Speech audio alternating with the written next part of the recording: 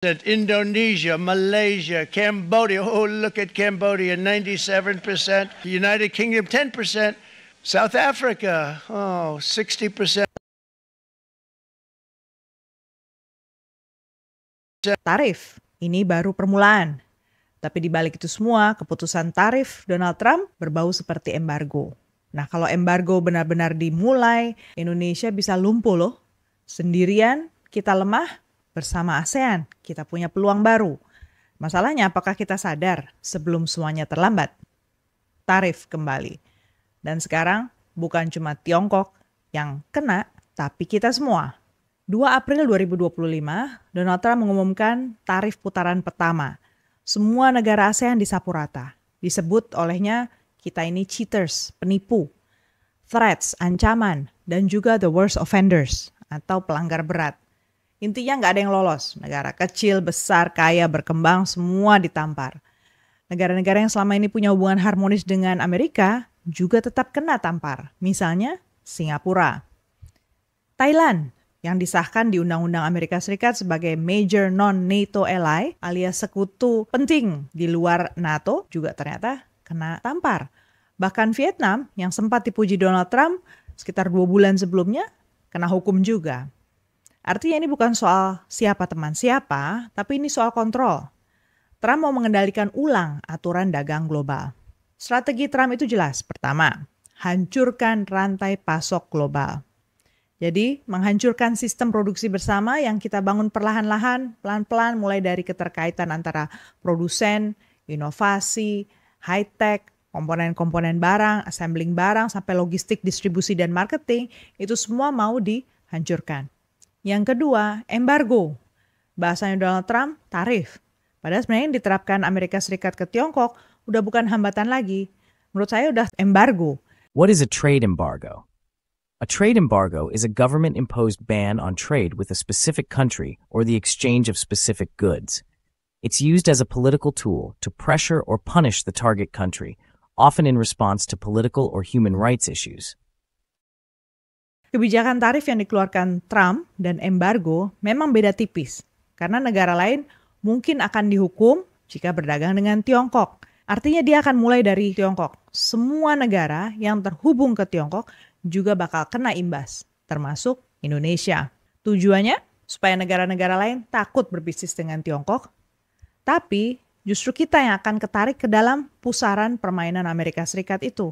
Nah, inilah dampak yang diinginkan dari embargo Trump. Pertanyaannya, apakah Indonesia, khususnya Presiden Prabowo, mampu menggalang ASEAN untuk membangun kekuatan di dalam perkumpulan negara-negara Asia Tenggara ini, atau justru menyerah? Hari ini kita mau bahas kenapa ASEAN bukan cuma pilihan, tetapi kebutuhan. Sebenarnya friends, ASEAN sudah lama membangun sistem sendiri lewat RCEP, Regional Comprehensive Economic Partnership, satu framework kerjasama, kerangka kerjasama antara 15 negara yang menguasai 30% populasi dunia dan punya satu pasar besar. Urusan dagang sudah nggak repot lagi di RCEP karena ada proses harmonisasi, rules of origin, kemudian intellectual property juga prosesnya sedang dalam harmonisasi.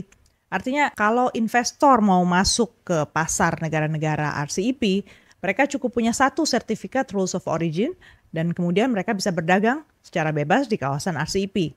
Proses ngurus bea juga akan dipermudah supaya clearance barang-barang, berkas-berkas dijamin lebih cepat untuk keluar dari pelabuhan.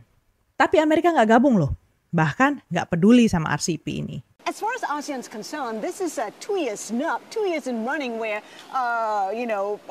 President Donald Trump has failed to turn up at this meeting. It doesn't bode well for relations. Well, it's very disappointing, quite frankly. I mean, every year his advisors tell him that he ought to go, Everybody knows the importance of ASEAN.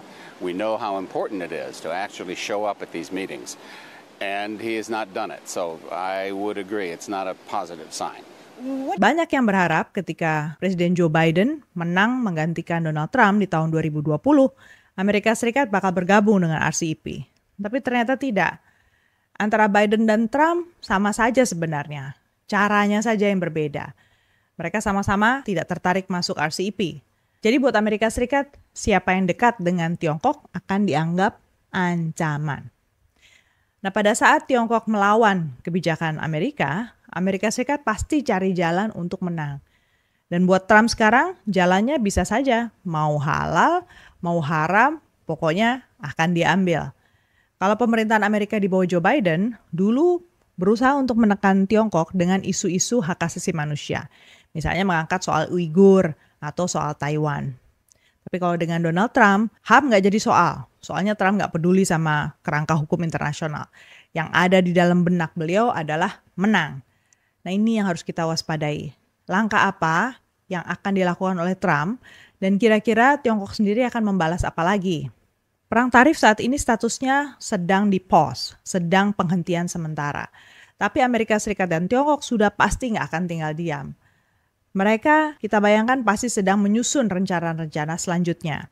Dan dalam periode penghentian tarif selama 90 hari terhitung sejak 9 April kemarin, apa dong yang bisa dilakukan Indonesia? Pertama, kita mesti menyadari bahwa suka atau tidak, mau atau tidak, infrastruktur Tiongkok sudah menjangkau seluruh dunia. Jejaring bisnis Tiongkok ini masif, bukan cuma di Asia, tapi juga di dunia.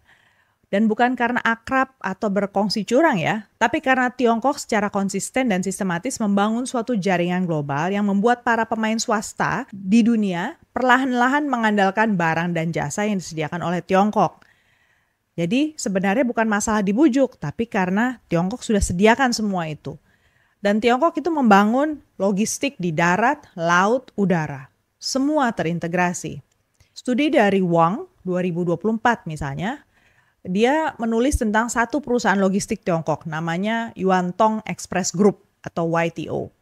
Di situ Wang menggambarkan bahwa Tiongkok melalui perusahaan-perusahaan logistiknya menjadi penghubung antara pembeli dan produsen, dan mereka ini bisa membentuk satu konektivitas seperti itu karena skema Belt and Road Initiative atau BRI.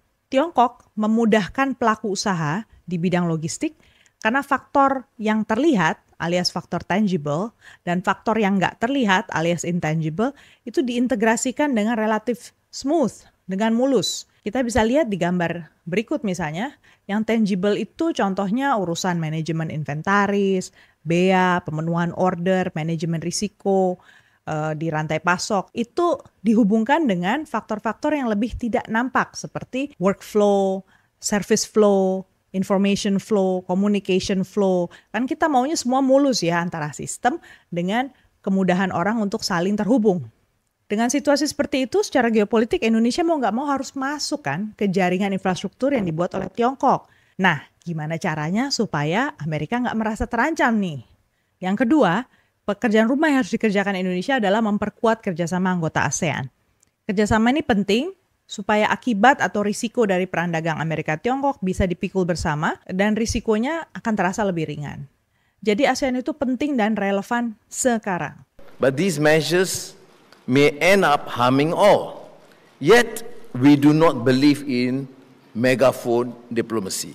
As part of our soft diplomacy of quiet engagement, and I built this consensus among ASEAN leaders, we will be dispatching together with our colleagues in ASEAN, our officials in Washington, to begin the process of dialogue. Pertanyaan kemudian, apa yang harus dilakukan Indonesia, khususnya Presiden Prabowo di masa pause atau penghentian tarif sementara ini, supaya ASEAN bisa bergerak aktif? Pertama, mestinya kita tingkatkan pertemuan antar berbagai kementerian di ASEAN. Tapi fokusnya bukan untuk dialog antar menteri, tapi lebih untuk membuka jalan supaya terbangun forum kolaborasi antar para pelaku usaha swasta dari berbagai negara-negara ASEAN. Karena yang bergerak cepat dan bisa mengantisipasi berbagai macam risiko ekonomi yang terbangun akibat embargo ini justru bisnis. Jadi nggak bisa cuman kita omongin di antara birokrat ya, justru harus dipastikan bisnisnya itu merasa terfasilitasi bisa bergerak lebih cepat, lebih luas di kawasan ASEAN. Yang kedua, kita aktifkan komunitas ASEAN, artinya kelompok-kelompok masyarakat sipil yang hitungannya bukan kelompok bisnis per se, tapi sebenarnya mereka juga punya peluang untuk mendukung gerakan ASEAN dari segi investasi. Seperti misalnya para akademisi, para pekerja ahli, sekolah, universitas. Karena apa? Saya kaitkan antara investasi dengan produksi. Kita bicara investasi jangan dibayangkan cuma sektor-sektor manufaktur misalnya. Tapi Tiongkok misalnya itu investasi ke negara-negara ASEAN dalam bentuk soft power juga. Mereka masuk untuk membangun universitas, membangun sekolah, membangun laboratorium. Contohnya dengan Kamboja. Artinya mereka bukan cuma sekedar memberi peluang buat kita semua untuk membangun gedung konstruksi, tapi juga membuka kerjasama yang sifatnya jasa ya.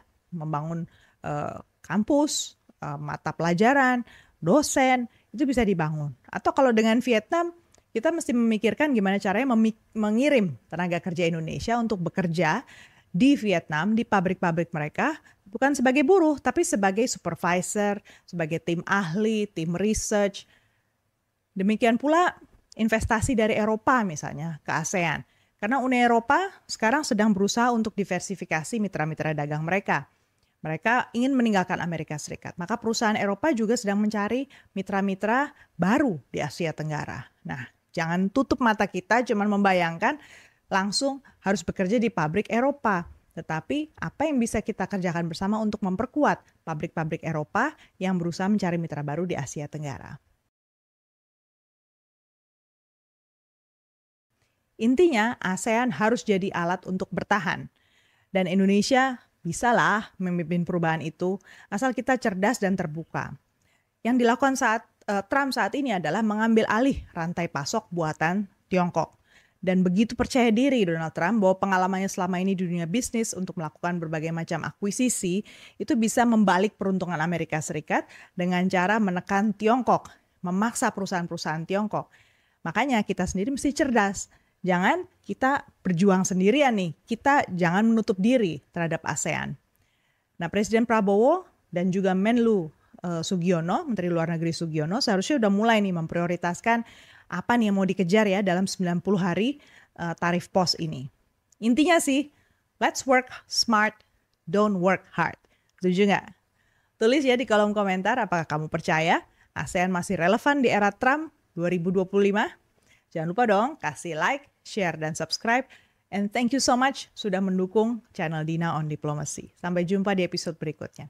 Terima kasih.